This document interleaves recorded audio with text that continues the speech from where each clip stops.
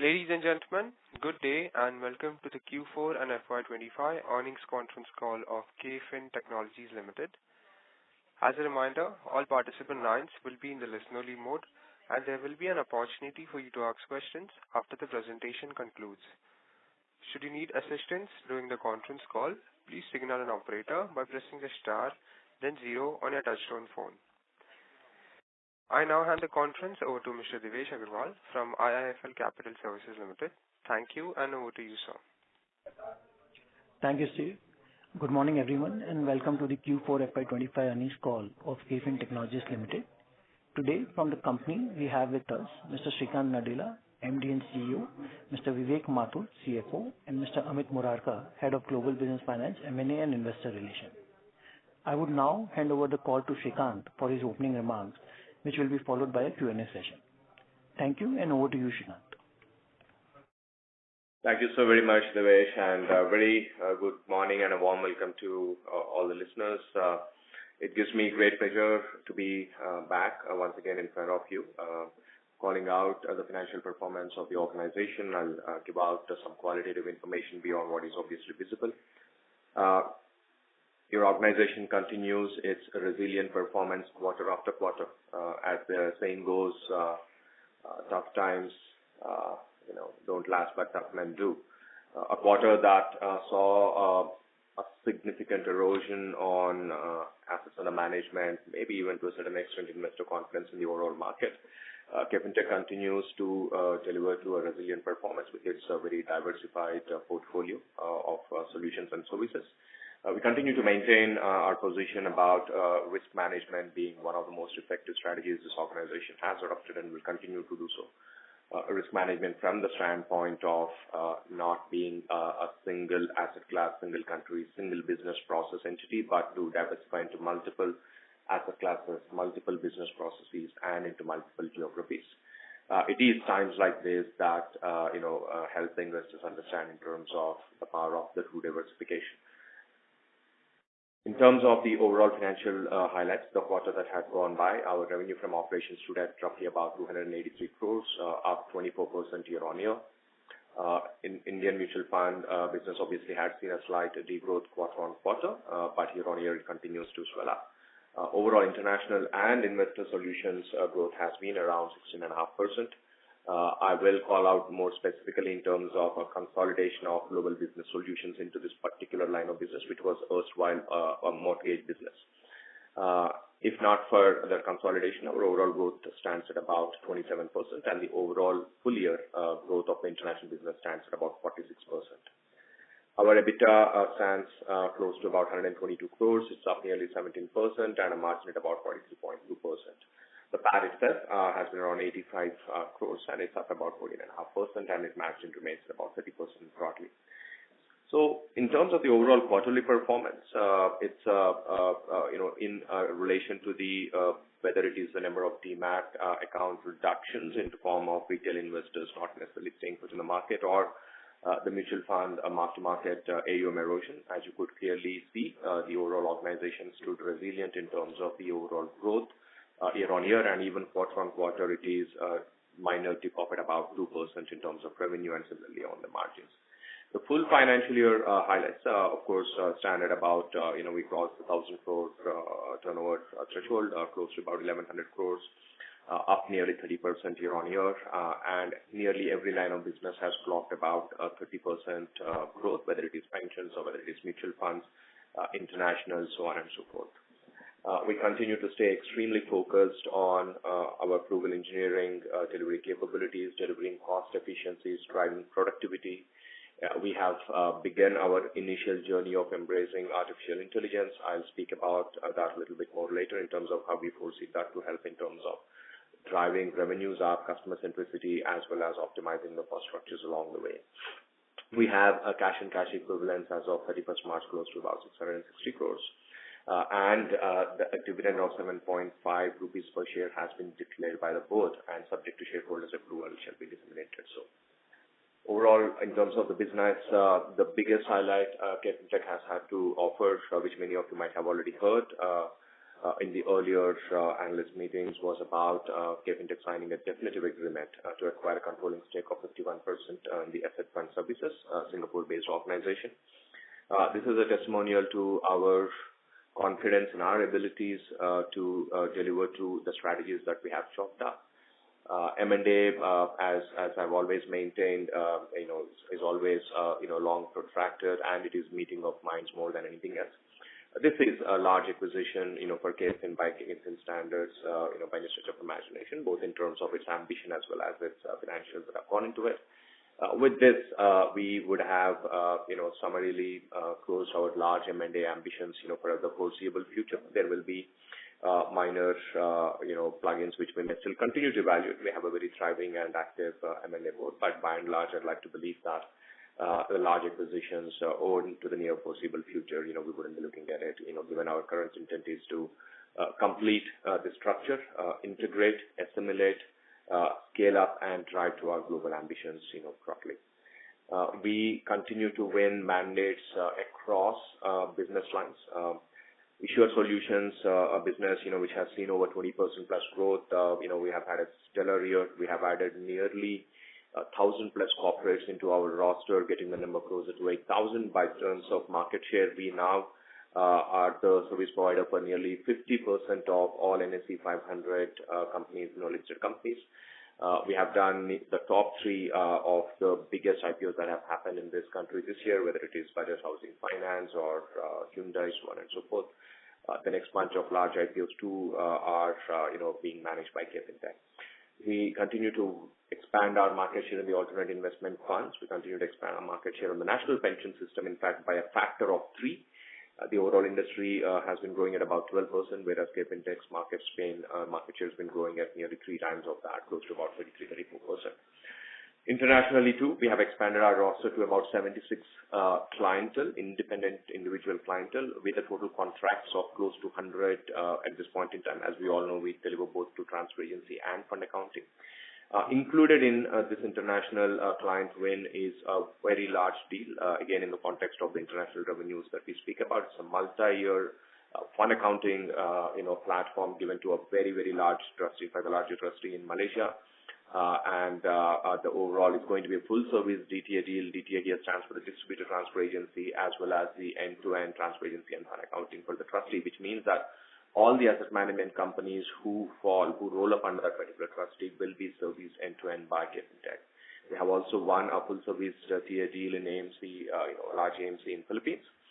We continue to have a very robust pipeline into the international mutual funds business. As we all know, KFin the international business is mostly mutual funds, and transfer agency and fund accounting being the business services we render for them. Whereas Ascent, to delineate and call out the complementarity we have with them, is broadly a private mandate fund administrator, which means your hedge funds, your private equities, venture capital, high frequency trading funds, digital currency funds, so on and so forth. So they specialize in that. KFin specializes in largely mutual funds, pensions, private retirement schemes, so mass retail, so to speak. These two entities together, will be able to provide a full suite of service to any asset class to any country in the world. As an organization, we continue to expand our scale of operations into countries. As we all know, we have initiated, starting of our services into Thailand last year. The contract has gone fully live into this year, and with resounding success, we are now able to see organic growth of pipeline in Thailand, which is an area of geography which is of very, very strong importance for us, even as we have reached nearly 55% market share in Malaysia of all asset management companies that are present there. Right.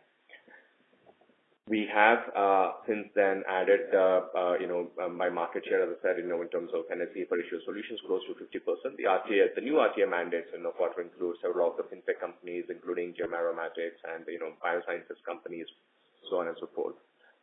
This, in conjunction with the IPOs that have happened in the previous year, adds a robust annuity revenue to the coming year, even as, we are expecting and hoping to have a pretty robust IPO year even into the coming one as well.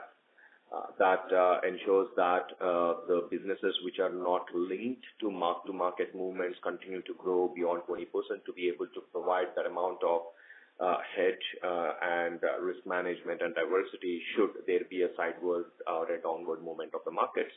But lo and behold, we have seen a very sharp turnaround in April, which you all must have witnessed yourselves too. Very early days, but we have already seen a reasonably quick turnaround of the AUM in the month of course, April is not done, but looking at where we are, the initial estimates point to a growth over March, and in fact, the numbers looking closer to the numbers that were there in Q3 of the previous year, so to speak. In terms of the alternatives, a quick milestone, we have now crossed, we're reaching nearly 600 alternative investment funds as we speak today, and market share has increased close to 37%. The overall AUM is at about 1.5 trillion rupees, and it's grown nearly about 50% year-on-year as things stand today. We continue to add marquee logos, apart from, of course, adding the new schemes of the existing clientele. Some really important clientele that have added, at this point in time include Kedara Capital, Value Quest, of course, been there for a while, and we continue to add more schemes from each of these marquee global fund managers. We have also ventured late Q3, that is around October, into wealth business, trying to orchestrate a similar amount of industrialized and innovative solutions, what we have done in asset management business into wealth business. We have created what we'd like to believe as the country's premier wealth management platform called Empower Wealth. The platform is built on top of Empower, which is the core platform of Hexagram, which we all know as an organization we have acquired a bunch of years back. So while Hexagram continues to deliver value in terms of order management solutions, fund accounting solutions such as net asset value computations, what have you, on the back of that platform, the wealth platform has been created, and within a matter of a few months, very happy to inform you that we have signed up with 5 large wealth managers. Some of this was already announced in the previous quarter, but in this quarter, into the previous 3 months, we have signed 2 more wealth management companies called Thrive Wealth and Northern Arc Capital. The pipeline for this business is pretty strong as many different wealth outfits, will set up in India, even as many of the legacy outfits are also looking at innovative partners such as KFin to be able to move their non-core functions such as operations and technology and focus largely on customer acquisition and delivering value to the customers by generating significant alpha for the investments that they are making. Broadly, in terms of the overall industry performance itself, you have seen some of the charts clearly speak about, FY25 was a breakout year by any stretch of imagination for the Indian mutual fund industry. Spectacular growth, overall nearly 25% year-on-year if you compare to the previous year, notwithstanding the reduction in the Q4 of the previous year. The year would have ended on a much, much more robust manner. But these are financial markets, and there is always a cyclicality. One should always brace for it every month in 3 to 4 to 5 years. And, for us, it's business as usual. There is nothing to panic. And as you've already seen, there's been a sharp turnaround, in that area. KFin continues to have a very robust SIP, market share close to 40%. I believe, and I continue to believe that is probably the most important metric to track to, which over a period of time would, drag up or drag down the overall AUM market share, because the SIP market share is the one that truly is the resilient, sticky, and retail investment portfolios, unlike large lumpy investments which come from corporates, which tend to have a sporadic impact in terms of market share, but they can dissipate away rather quickly. So into the coming quarters and into the years, my hope and expectation is that our overall AUM market share, which is now close to about 33%, should inch towards that 39.4 to 40% of market share. It's only a matter of when and not if. And I hope the continued outperformance of the AMCs who KFin services today, which, by the way, 6 out of the 10 fastest growing AMCs are with KFin.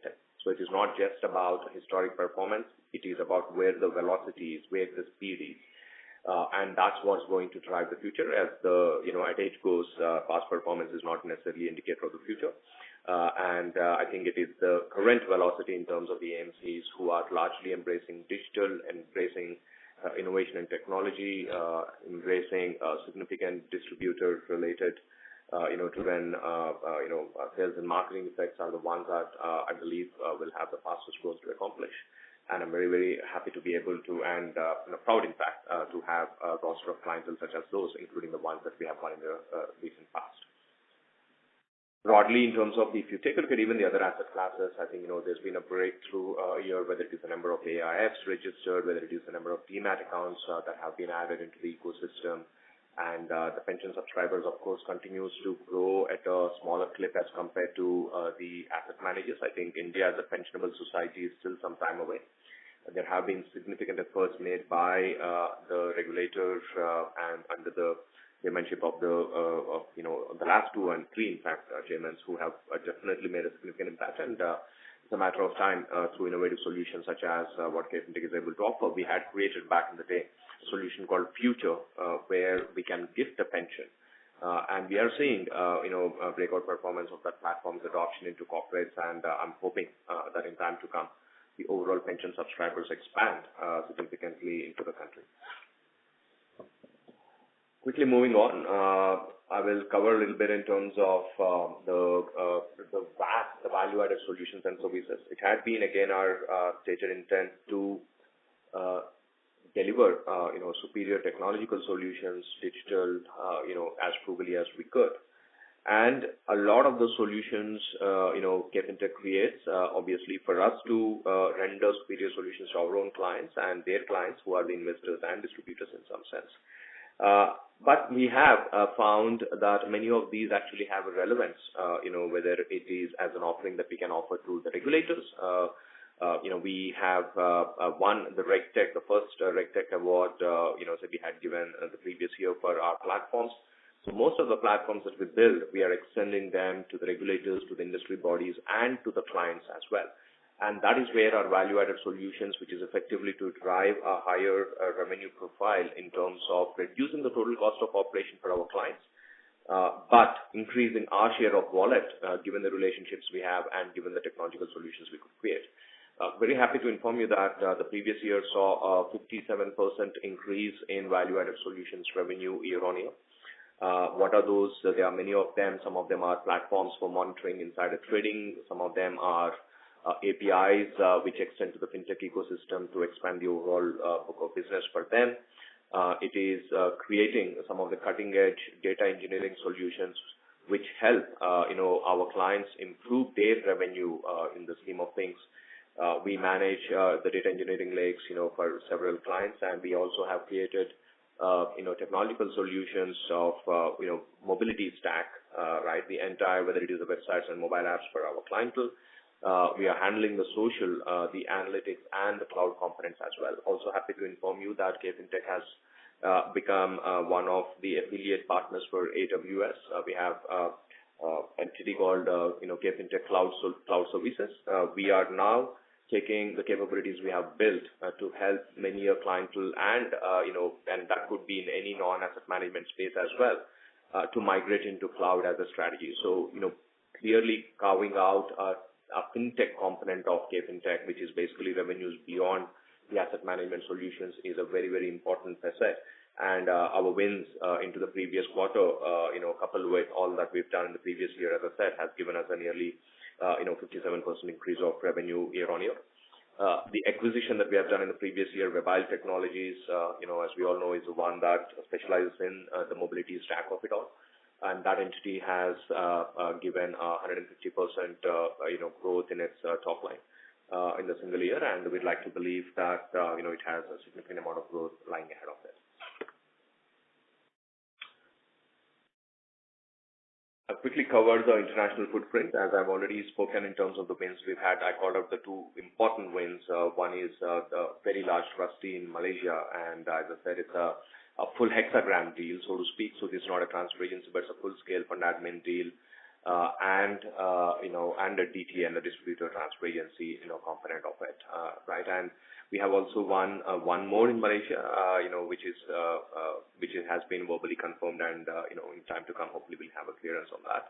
and another large TA deal in Philippines. We have onboarded, 3 new funds in GIFT City, taking our total funds to close to 30, making our market share close to about 50% in the GIFT City funds.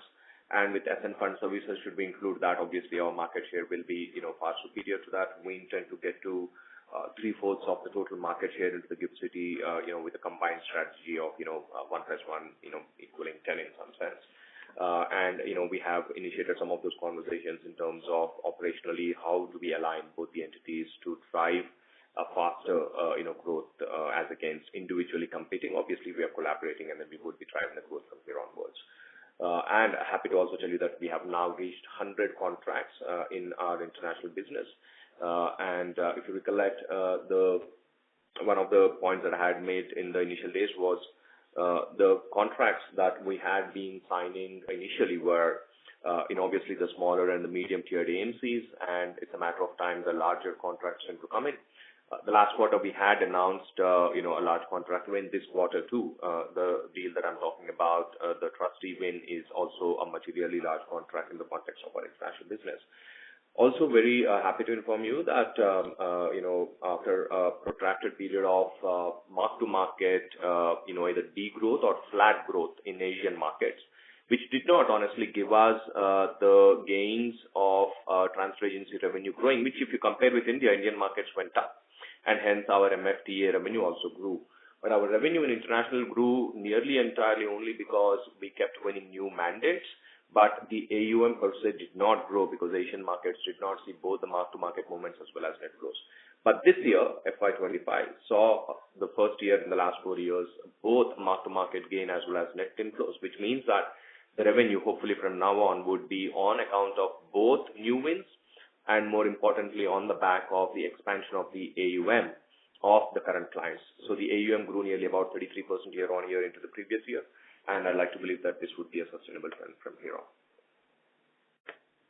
With that, I would pass on the baton to Vivek to cover the financial performance, and then we'll leave the floor open for questions after that. Thank you, Shrikant. On the overall revenue performance, when Shrikant talked about that we have grown 30% year-on-year, and Q4 last year versus this year, we have grown about 24%. Sequentially, there is a degrowth of 2.5%, largely driven by the mark-to-market correction that happened, and some bit of corporate actions in issuer solutions, which had, given a reduction of 3% in the issuer solutions revenue sequentially. But overall, a robust performance. We have crossed 1,000 crores in terms of revenue. The breakup of revenue is more like mutual fund. Fee-based revenue continues to be in the range of about 64%. The issuer solutions revenue is 15% of total revenue. The international and other investor solutions revenue is about 14% of total revenue. Within that, now the international business is about, continues to be about in the range of about 5 to 6%.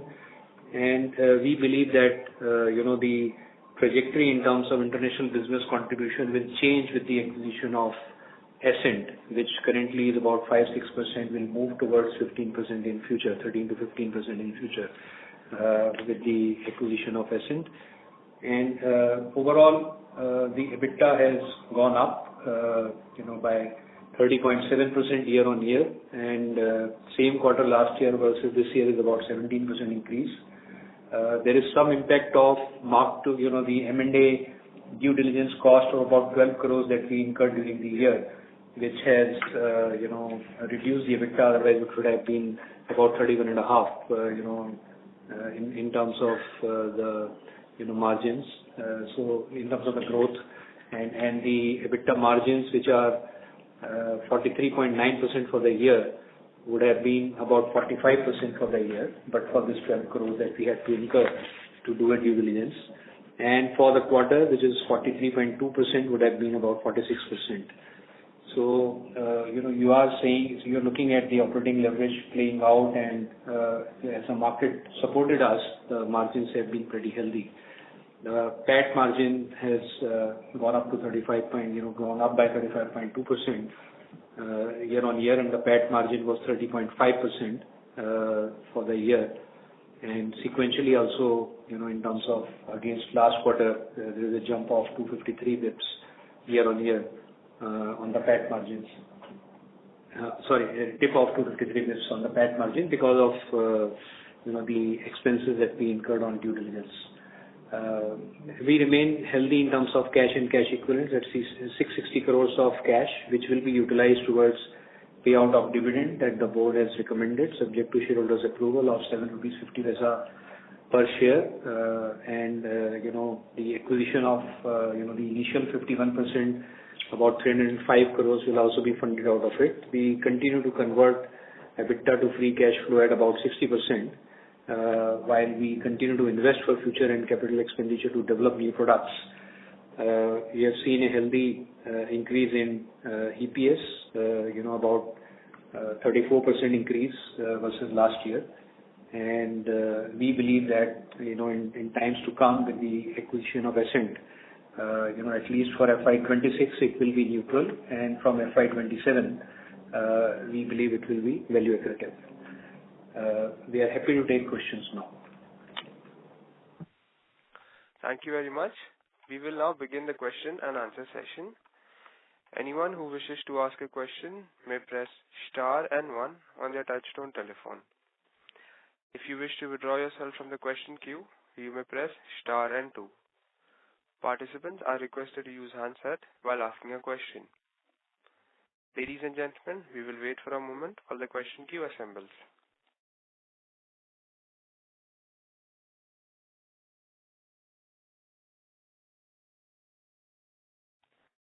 The first question is from the line of Karthik Chellappa from Indus Capital Advisors. Please go ahead.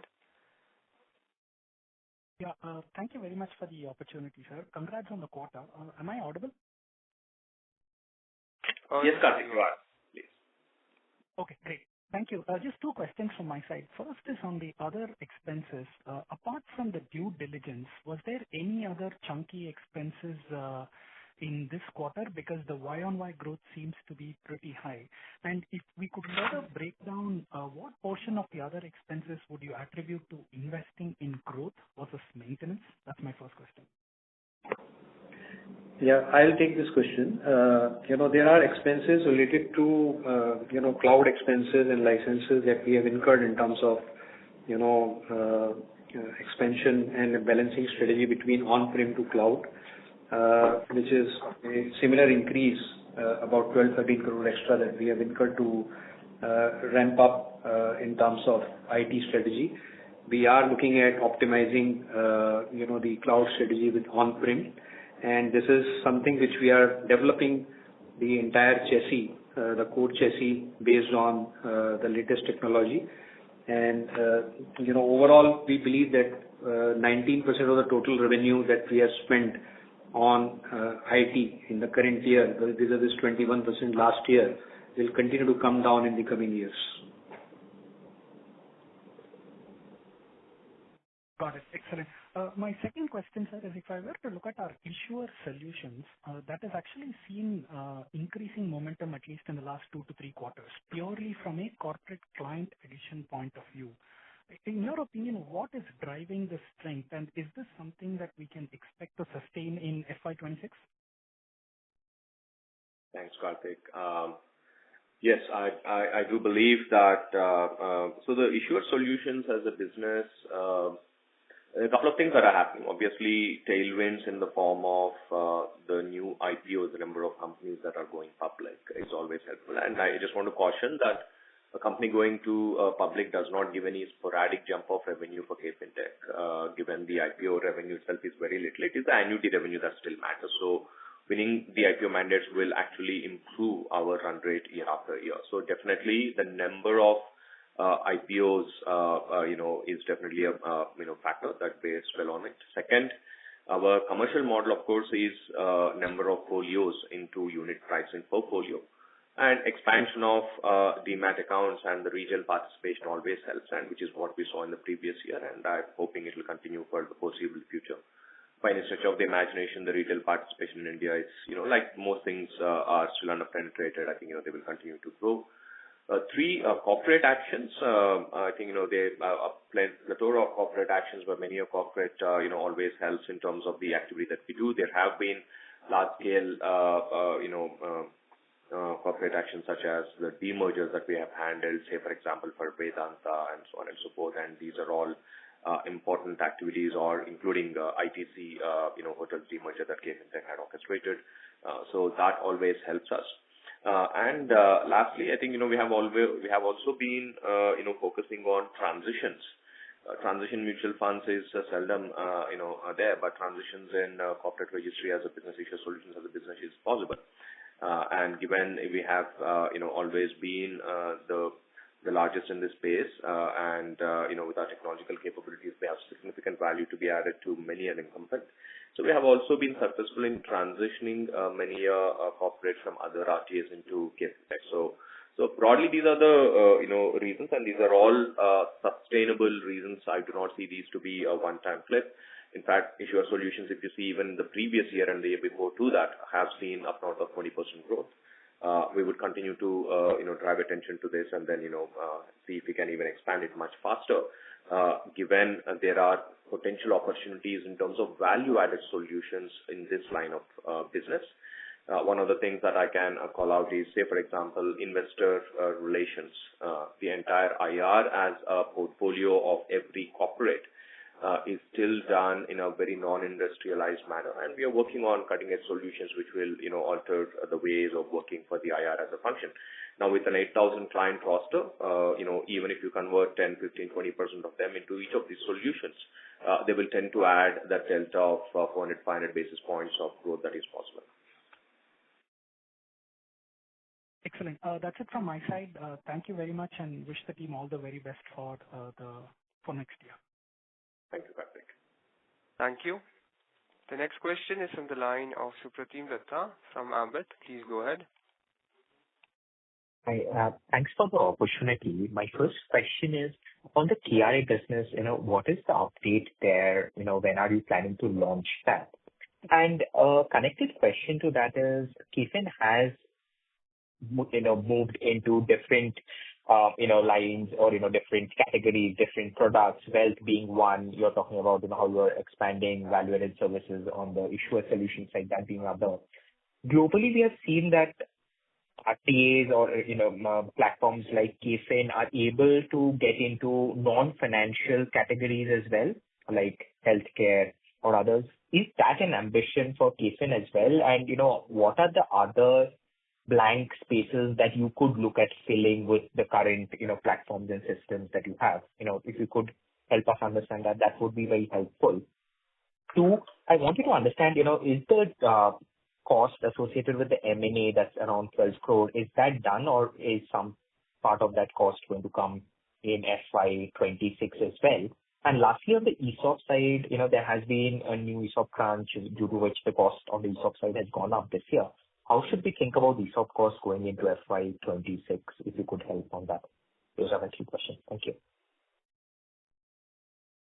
Sure. The first question in terms of KRA business. So we have in the previous quarter updated that we received in principle approval from SEBI for the KRA business. We have completed our platform build at this point in time. We are awaiting SEBI's final approval. Our readiness at this very moment is we are literally a minute away from launching our KRA solutions the moment we get approval from the regulator. So our preparedness is absolutely done, and we believe it's a matter of time, and hopefully into this quarter, we should have started our KRA business. Related to that is in terms of your question about how the value-added solutions can actually permeate beyond the financial services industry. We are not purposefully working in that model. Should, however, the solutions that we are creating find resonance in other industries, we are happy to consider them in terms of extending, those opportunities. Let me give you a few potential possibilities. I think the first and foremost, we at the very minimum need to exhaust the financial services, the BFSI sector itself before even going that far. As you all know, we are nearly entirely only on the financial services, and that too within only asset management. We do not have a play in insurance or banking and NBFC, so on and so forth. There are solutions that we have created, however, which have, which are fungible and which have relevance in a non-asset management industry. For example, we have created what I'd like to believe is one of the best anti-money laundering monitoring platform in the country. It's called InPro. And whether you're an insurance company, whether you're a bank, whether you're an NBFC, anyone who onboards any customer needs to do these kind of screenings. And our platform is, definitely as applicable to any of these companies as much as it is to asset management industry. And it is applicable to any country in the world as much as it's applicable to India, because these are all global lists, so to speak, right? Similarly, there are the API as an economy extends well beyond from asset management industry to various other industries. So to that extent, we're already looking into non-BFSI, non-AMC, but within BFSI. Beyond that, I do not believe we have any special interest at this point in time. And as I said, if there is a resonance of any of our solutions for other industry, we will definitely consider those. Yeah. In terms of the M&A costs for the AFS, all the costs have been booked into the quarter that had gone by. So that is fine. I think the other one is in terms of ESOPs. ESOPs were given the previous year. I'd expect some ESOPs to be given this year as well. To a certain extent, it is probably wise to, factor in certain amount of ESOPs to be given. We are in a knowledge industry. As you all know, it's an asset-light model. We don't have plants and machinery. Our assets are our people. Attracting, retaining talent is probably one of the most critical job, as the leader of the organization or my leadership team have. So to that extent, it is also not just as a retention tool, but also it is our responsibility in terms of wealth creation for the people who are directly responsible for the wealth creation of the broader shareholder community.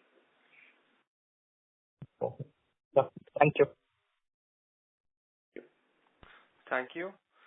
The next question is from the line of Abhijit from Kotak Securities. Please go ahead. Hey, hi. Good morning, everyone. I have a couple of number questions. First is if you could break down the international alternatives pension bit into the subsegments. Second one is that in the balance sheet, I see a non-current asset held for sale item, which is about, it's not a big number, but just curious what that relates to. And third one is a broader question, which is on the international side and the alternative side, if it's possible to quantify the sales pipeline. And then secondly, again, I think it's been discussed earlier as well, but if you could, talk about the competitive environment in those markets in terms of, who are the other players you're competing with, and, how important is, pricing in those deal wins. That'll be all. Thank you. Sure. Shrikant, I'll pick up the first one on the breakup of the international other investor solutions. Also the balance sheet item, I'll take the last one. Thank you. Yeah, the balance sheet one. So the, the international business, the breakup for, the international piece within the overall pie is about, FY24 was 119 crores, and this year is about 156 crores. And that is, international is about 48 crores, and AIF is about 58 crores, Webile is about 12 crores, NPS is about 11 crores, and GBS is 27 crores. Same thing last year was, international was 36 crores, AIF was 34 crores, Webile was 5 crores, NPS was 8 crores, and GBS was 34 crores. On the question on the, the balance sheet item held for sale, it is basically the asset which has been generated, which will be transferred to the MF Central JV that we have formed. So as and when the investment is, they get the license, EOP license, the asset needs to be transferred to them. That is why it is shown in the balance sheet as asset held for sale. Over to you, Shrikant. Thank you. The international business, in terms of the landscape of the competition, it's going to be horses for courses in terms of whether if you're competing in mutual fund space, And it varies by the country, of course, is broadly, if you talk about Malaysia, we truly do not have a like-to-like competitor who delivers end-to-end, solutions like how we do it in India, for example. We end up competing with in-house and the captive, so to speak. There are few exceptions where bank-based administrators, say an HSBC or a Standard Chartered, by virtue of them being the custodian and fund accountant, as I keep saying, grudgingly deliver transfer agency services as well. But broadly, it is, probably competition is largely, with the captives, and same is the case with in the Philippines market as well. But when you look at the private mandates, of course, the competition is, a little bit more, again, depending upon the nation. But if you see countries like Singapore and Hong Kong, and even much of the West for that matter, whether it is the offshore locations of Cayman and what have you, large international global fund administrators will be there. We compete with them. FX Group could be one such one, SSNC Global, IQ, EQ, right? And these are the firms, and some of those firms actually are there in GIFT City also, if you see today. So on the private mandate space, we compete with them. So whether it is AFS competing with them or KFin competing with them in GIFT City, how much is pricing an important factor? It is important, no doubt about it. But I won't necessarily say that is the most important. I think in a private mandate space, unlike in the case of a public mandate space, transitions are possible because the lineage of the funds won't be very large. The number of investors won't be very large. The history isn't as significant as in the case of mutual funds. Given the transitions are possible, a good number of the cases it happens is largely because of the service standards. Go to market.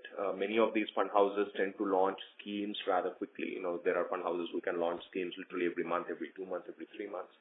And it is, how nimble is your admin to be able to make sure they go live as well in terms of whether setting it up the back-end systems or if you're managing the LP and the GP portals, how quickly are you able to bring them up?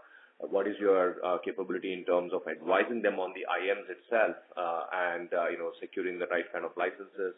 A lot of advisory, quasi-advisory functions are also delivered in that space. Yes, pricing is important, but several other factors are even more important in the private space. So both AFS and KFin compete with a different set of competitors depending upon which market we deal with. Thank you so much.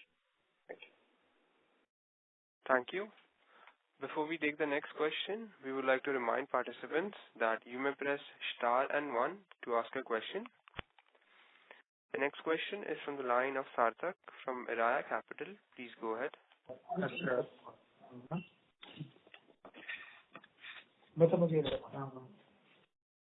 Hello, Mr. Sarthak, your line has been unmuted. Please go ahead with your question.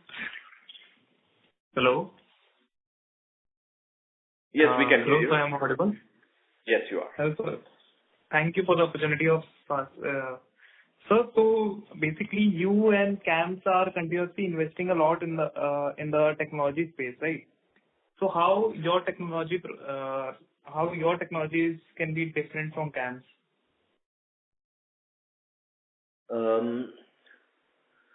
So there are areas where we compete. There are areas we collaborate. For example, we collaborate on MS Central. We compete with each other on mutual funds and alternatives.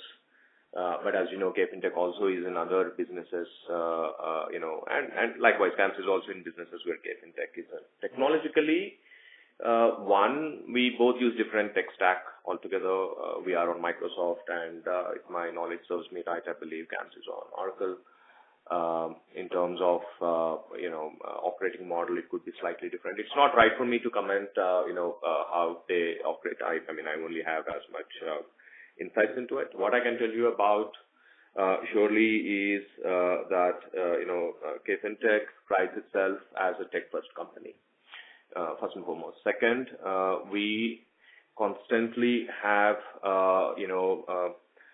run and changing the bus, which means that we have large businesses where we constantly have to run. As the scale increases, complexity increases, regulation increases.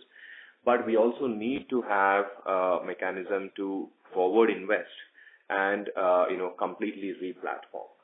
And that is exactly where our investments, I'd like to believe, are far higher.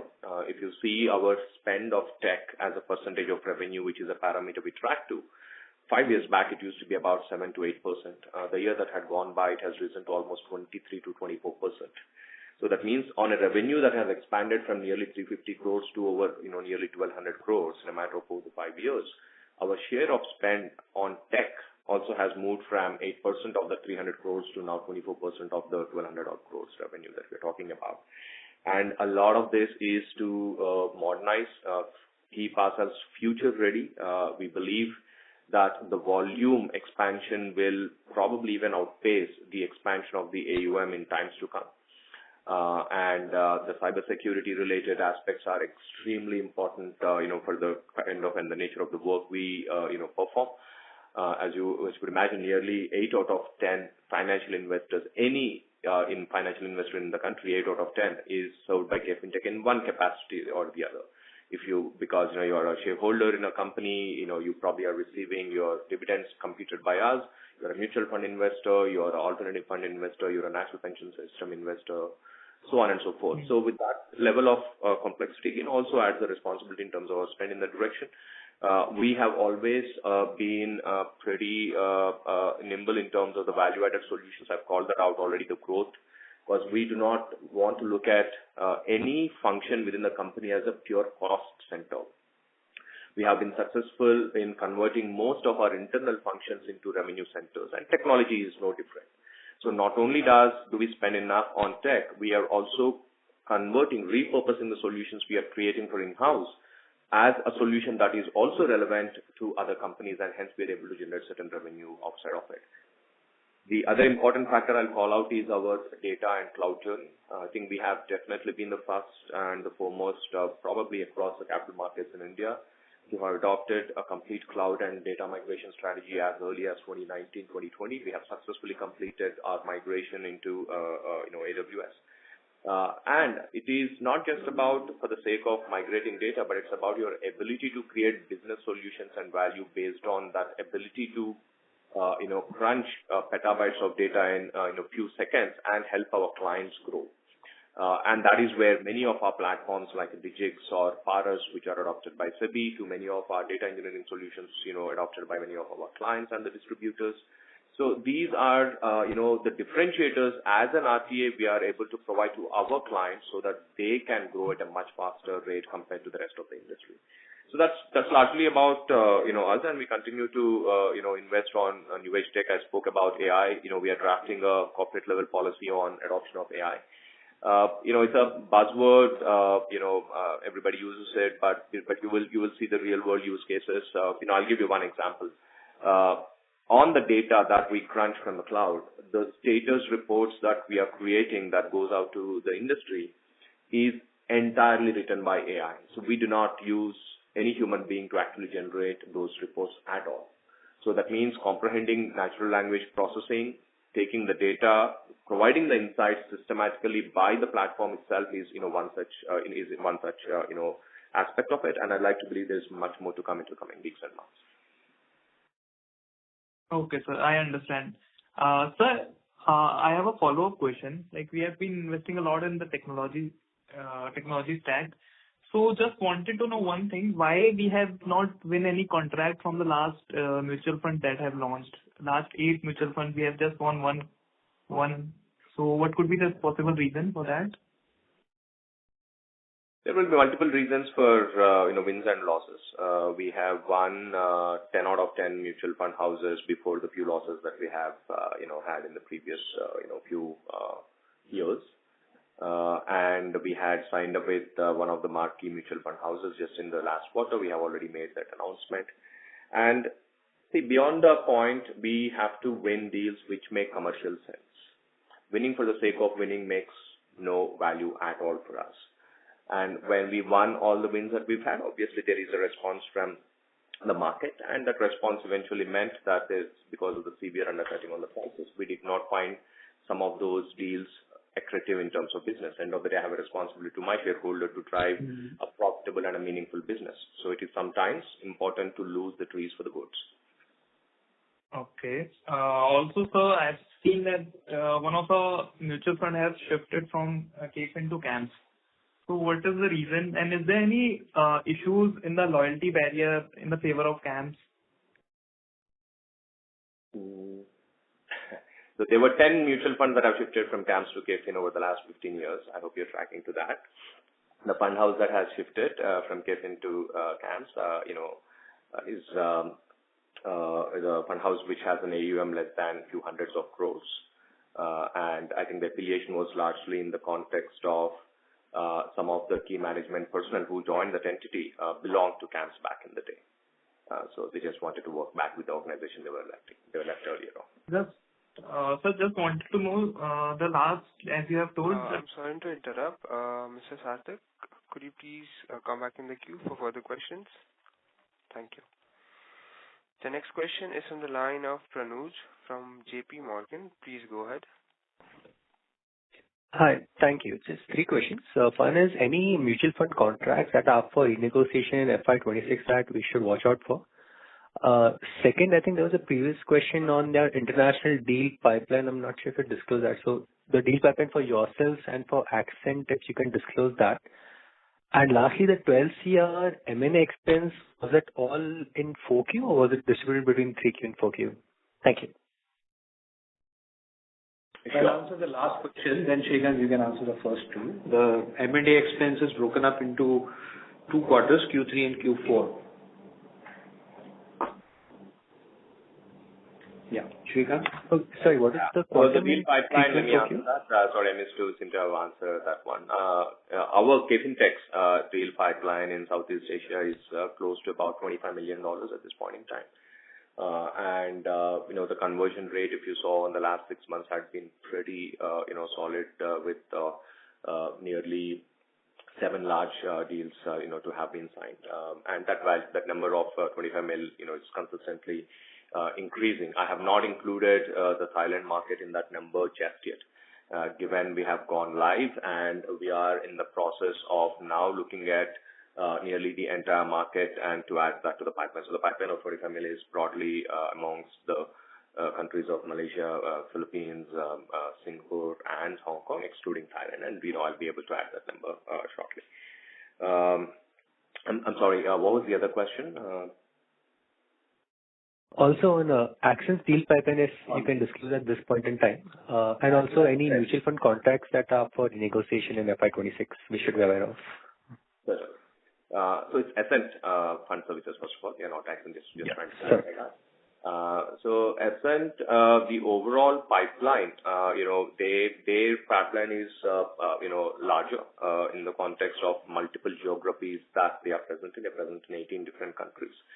And of course, we are still in the early stages of integration in terms of understanding the financials, etc. very well. We just signed the definitive agreement. It is not right for me to comment just yet. Into the coming quarter, as we spend more time with the organization, we'll be able to give you the pipeline. But broadly, it is larger than our international pipeline at this point in time and continues to expand faster. In terms of the contracts up for renegotiation, yes, there are about 2 AMC contracts up for renegotiation this year. Okay, understood. Would it be possible to give the size of those AMCs? One is a large AMC, one is a mid-tier AMC. Okay, got it. Thank you, Srikanth. Thank you. The next question is from the line of Dipanjan Ghosh from Citi. Please go ahead. Hello. Good morning. Hope I'm audible. Yes, you are. Hi, Dipanjan. Yeah. So just a few questions. First, on the employee expense growth number for FY2025, would it be possible for you to kind of break this number between fixed cost inflation, new employee additions, and maybe others in terms of more deployment on the sales side or business development side or product side? Second would be, when we look at the issuer solutions business this year, obviously the folio growth has been quite strong. So again, if you can break it up between primary activities driving this folio addition versus more companies that you're getting from competition and maybe others? The third is on the domestic alternates, and this is more qualitative. Is the entire portion of the revenue annuity in nature, or is there some portion which is more transactional based? And lastly, in response to the previous participant's question, when you mentioned the deal pipeline or your proprietary deal pipeline on the international side, was it in terms of AUM or revenue out there? I'll cover, and I sincerely request everyone to limit a few questions. Vivek, you can cover the item on the costs. On the issuer solutions, the total folio addition in the previous year was 9 million folios, which is pretty robust. And I think with the exception of one specific transition, nearly all of it is organic, which means that it is all the folios that have been added for the companies we have been servicing, for the past bunch of years. The IPOs that have happened, obviously they happened through the years. So the full annuity value of it only will come into 2026, this year that is, right? So to that extent, a broad component of the revenue is from folio. Last year, I think the total revenue coming from the folio maintenance was close to about 45%, and the corporate actions was close to about 35%. The rest of it is corporate events, like, conducting AGM and e-voting, so on and so forth. On the deal pipeline, it is revenue, not AUM, because the AUM usually runs into billions of dollars for the basis points we charge. So the $25 million that I was talking about is purely the revenue potential, not the AUM. There was a question on alternate investment funds. In AIF, usually there is no episodical one-time revenue at all. So this is purely annuity. In fact, you will always see a lag of revenue because it usually takes, months, 2 to 3 months for a fund house when it launches and onboards an RTA for us to set ourselves, keep ourselves operationally ready for them to go live, and then they get the funds. It's only after that the AUM actually has been, factored, do we get revenue. So there is no one-time revenue. If anything, you will actually have a little bit of cost that we would have incurred before the revenue hits at this point in time. I'll cover that. On the employee cost, largely the increase in headcount is more to take care of the volume of transactions that have increased in domestic mutual fund, number of funds that have increased in alternate business, and the number of new clients in the issuer solutions business, and the growth that we are witnessing in Webile and Hexagram to a lesser extent. We also have ESOP cost of about 11.3 crores, which was incurred, as an addition to what was incurred last year. And next year again, you will see an increase in the ESOP cost because more employees will get covered in a new scheme which was launched, new grants will come in, and we do expect, anywhere around 18 to 20 crores of ESOP expenses to come in the next year. So it's more volume driven. While the volumes have gone up by 33% year on year, the increase in the number of employees has been marginal of about 5 to 7%. Got it. Thank you all, and all the best. Thank you. The next question is from the line of Sanket Gora from Avendus Spark. Please go ahead. Yeah, thank you for the opportunity. So a couple of questions. Basically, as the Ascent gets integrated with us, say, in last part of the current year and maybe fully for the next year, so is it fair to say that given the EBITDA margins of that company are lower to start with, so our EBITDA margins, which are closer to 44, will fall below 40 for a while before it inches back to 44 kind of a number? Is it a fair assessment to do so? Hello? Yes, mathematically, absolutely, yes, it will. But again, keep in the context, the total revenue profile is about roughly $18 million. And, KFin Tech's total revenue into the coming year obviously is going to be much, much higher. So the impact will be marginal at a percentage level, but at an absolute number level, it won't be diluted. Got it. And you said the couple of mutual funds will come for repricing. Just wanted to understand, if I calculate the yield came for the full year around 3.63. So you see a contraction to be much higher, meaningfully higher, or it will be naturally a telescopic pricing impact to play out in MF revenue? Sanket, early to predict. That is obviously a negotiation and a discussion, and as we engage with our clients into this year, we will be able to have a better understanding. But nevertheless, you're talking about 1-2 AMCs on a base of 27 AMCs and their AUM versus the total AUM and the amount of, any amount of discounts that can go into. There can be some compression, but I wouldn't anticipate it to be, materially high.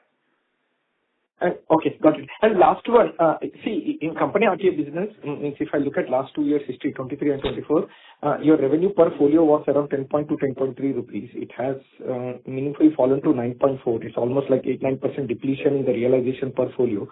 So just wanted to understand, this 9.4 is the new normal, or because your IPO activities were a little more, and therefore the revenue per folio looks optically lower, and it might improve in 26 with the IPO activities coming down?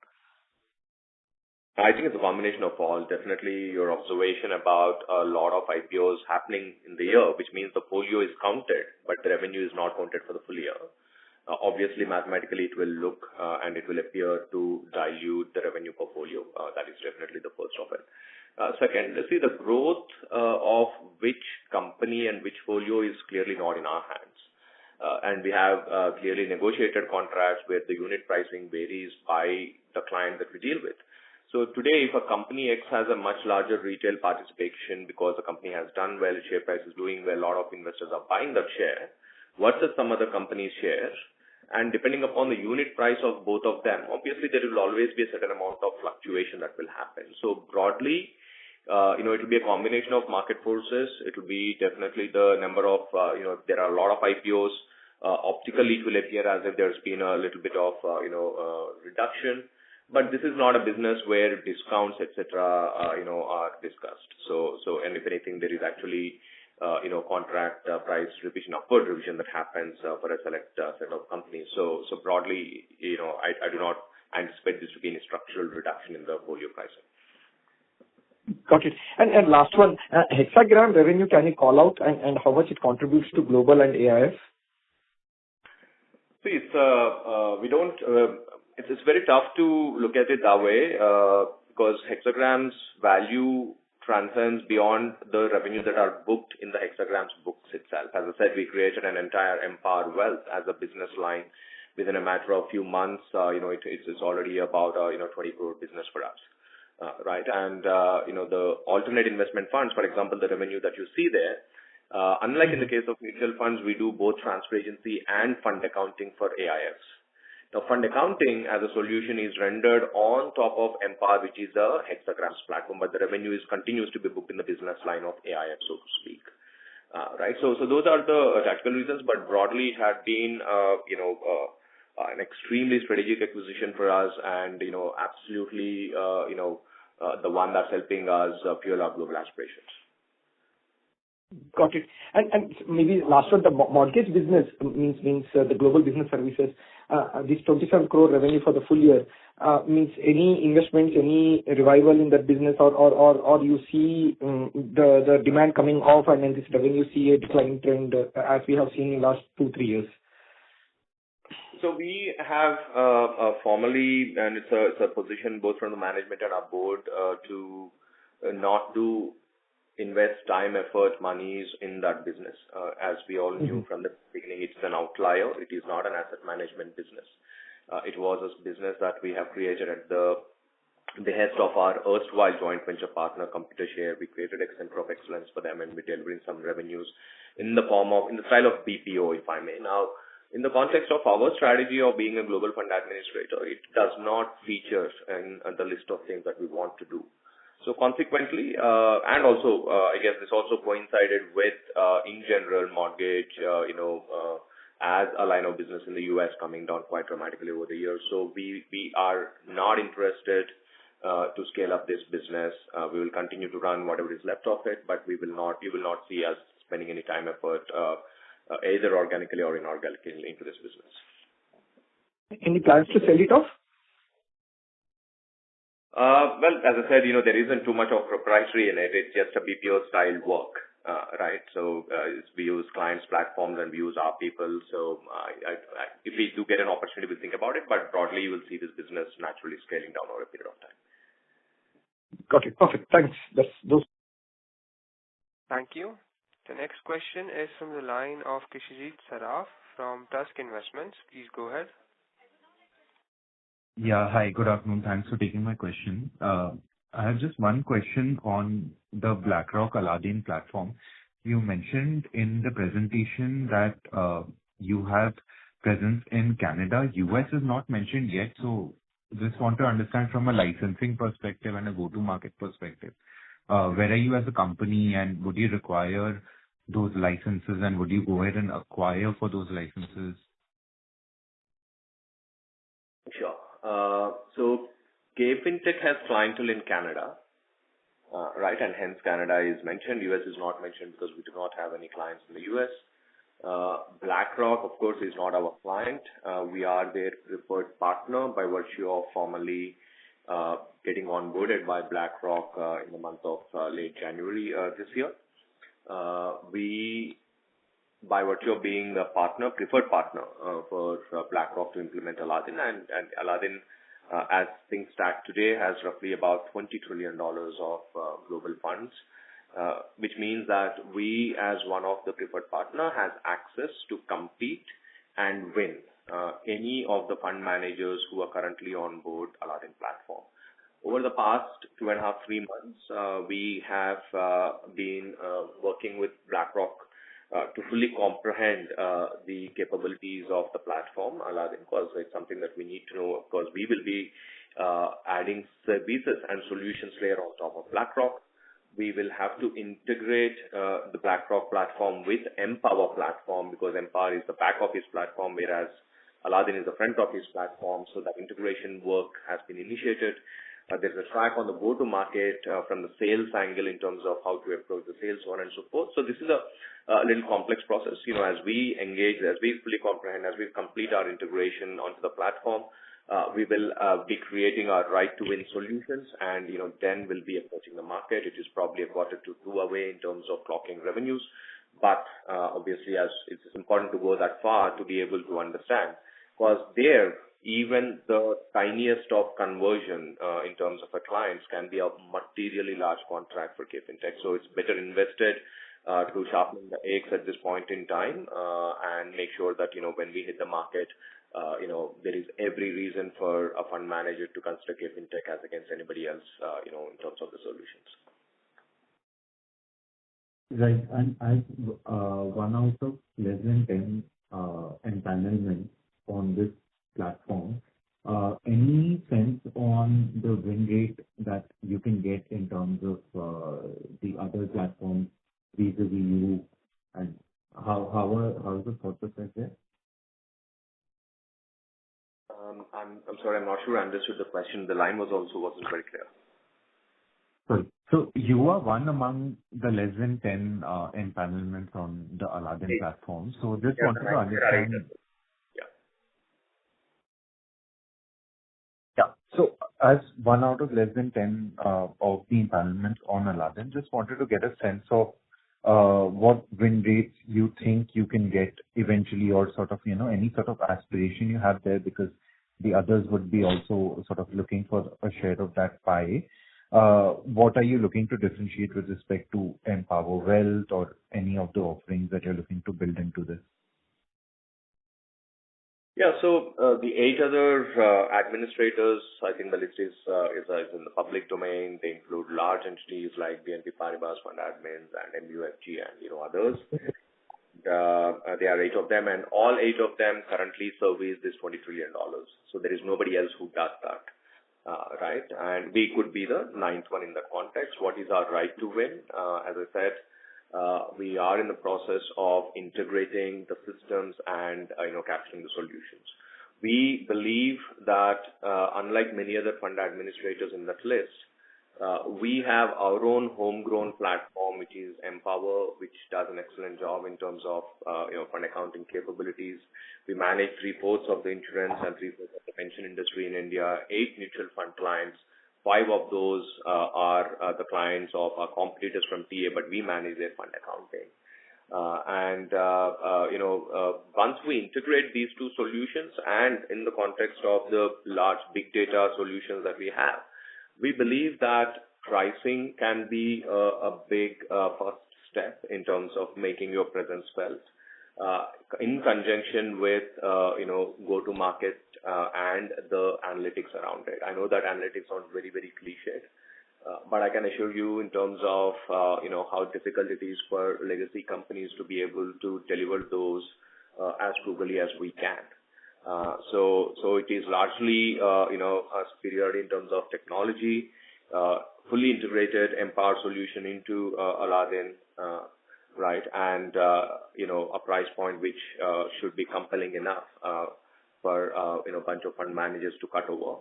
And it is not necessarily that anybody needs to transition. As I said, almost all of these funds continue to launch new schemes, and new fund managers are also onboarded. So this is an ongoing dialogue with the BlackRock as a larger entity that we are having in terms of what is the right go-to-market strategy. And they have been extremely accommodative and graceful in guiding us into this process of go-to-market. So we are working with the global, the sales organization of BlackRock to be able to get there. Thank you. Congratulations and all the best. Okay. Thank you. The next question is from the line of Prayesh Jain from Motilal Oswal. Please go ahead. Yeah, hi. Just a couple of questions. Just extending the question on BlackRock, the previous participant. What is the kind of concentration today amongst the 8 other players that you have mentioned and which is in the public domain? Is there a concentration wherein, a couple of them have, say, 80%, 90% shares today, and so it's kind of difficult to entrench into that kind of a domain? That would be my first question. Second is on VAS. The share has gone down sequentially in this quarter. Anything to read into it, or is there a seasonality there, or what kind of will transpire there? And last question, now that we have kind of, filled in a lot of pockets with so many acquisitions and everything, do you think the next leg of growth could come from using your existing technology and skills to move to different adjacencies in the BFSI space, like banking or some other aspects of the business, which can help you grow organically more? Yeah, those would be my questions. Thanks. Sure. On the BlackRock, I do not believe there is any concentration risk. Many of them have large portfolios that they are managing. The concentration risk does not impact our ability to win. I think we need to keep in mind that these funds are not domiciled in any one country.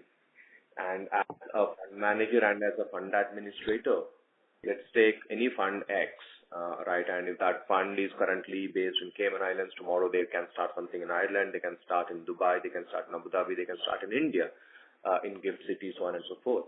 And as you move and set up funds in various different geographies, the fund administrator need to have the capabilities to be able to deliver to all types of funds in all the countries, which is where, there is no one who is, master of all, right? Who understands every type of funds, every type of business process in every geography.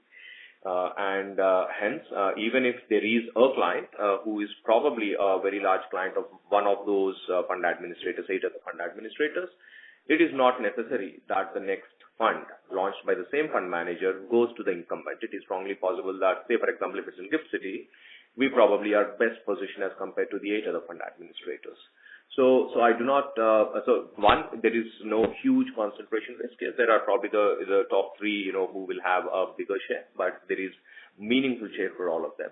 And I do not necessarily believe that having a large market share with anyone, precludes others from participation into that large, pool of funds that is there. In terms of the VAS revenue sequential item, I think it's that's absolutely, there is no specific trend in it. Because these are not like annuity contracts, right? So we win a new contract. So for example, we would have won a good number of data engineering contracts of our clients and of our competitors' clients in the previous quarter, and that revenue would have been booked there. And sometimes some of these contracts tend to have a slight spillover effect into the coming quarters. So I wouldn't read too much into the sequential component of it, given it is not annualized or an annuity revenue as against, contracts that we win and deliver. And then obviously we get onto the maintenance mode for us to have annuity revenue, but that would be at a smaller clip of about 20 or 25% of the total value, so to speak. And my last question on the adjacencies. I'm so sorry, but would you be able to repeat that again? Yeah. So what I was saying was, whether the next leg of growth for KFin would come from extending your existing skill sets and technology to other adjacencies in the BFSI space. I mean, can it come from there? The answer is yes, but do we want it to be like that? The answer is no. I mean, I think we are just literally scratching the surface of our global ambitions. Acquisition of Ascent and, Empower, integrating it for global fund admin solutions and services is our North Star, right? Whilst continuing to grow in the overall India's ecosystem, as you've seen, our market share, whether it is alternatives, whether it's pensions, whether it is mutual funds, has been rising, quarter after quarter, year after year on the AUM in terms and the number of funds. And there are a lot of solutions that our country itself needs and warrants. Now, in addition to that, probably the only other item that we really want to be focused as management would be our international expansion, to be anchored on the Essence acquisition. We believe that our 100% of our time, effort, and focus is needed, will be needed for us to achieve these goals and ambitions. And we don't believe digressing into, say, banking industry, for example, payment aggregation. Some of our competitors get into that space, or account aggregation and a bunch of others. We do not, or insurance for that matter. They are subscale. They will never be able to offer the opportunity as the current, strategy that we have chosen in terms of opportunities of growth for us. So we will be focused in the narrow confines of asset management, wealth industry, but drive a lot of depth into business processes, a lot of breadth and diversification into geographies. Got that. Thank you. Thank you. Ladies and gentlemen, due to time constraint, this was the last question for today's conference call. I would now like to hand the conference over to Mr. Devesh for closing comments. Thank you, Steve. On behalf of IIFL Capital, I thank the KFin management for giving us an opportunity to host the call today. Before we conclude the call, Vivek, would you like to add any closing remarks? Thanks, Devesh. I think past year was a year which was filled with growth and getting into new businesses like KRA and getting into new geographies with Ascent coming in. We continue to maintain a guidance of 18 to 20% top line growth and 40 to 45% EBITDA margin. While we will see the integration of Ascent in the coming 3-4 months, we believe that it will be neutral in terms of EBITDA margin impact, and it will become accretive in FY27. And we will put all of our efforts in terms of making sure that the diversification is balanced from the management side in terms of the time and attention as we grow the international business with enhanced capabilities. Thank you so much for joining the call today. Thank you. Thank you everyone for joining in today. Steve, you may now conclude the call. Thank you. On behalf of KFin Technology Limited, that concludes this conference. Thank you for joining us, and you may now disconnect your lines. Thank you.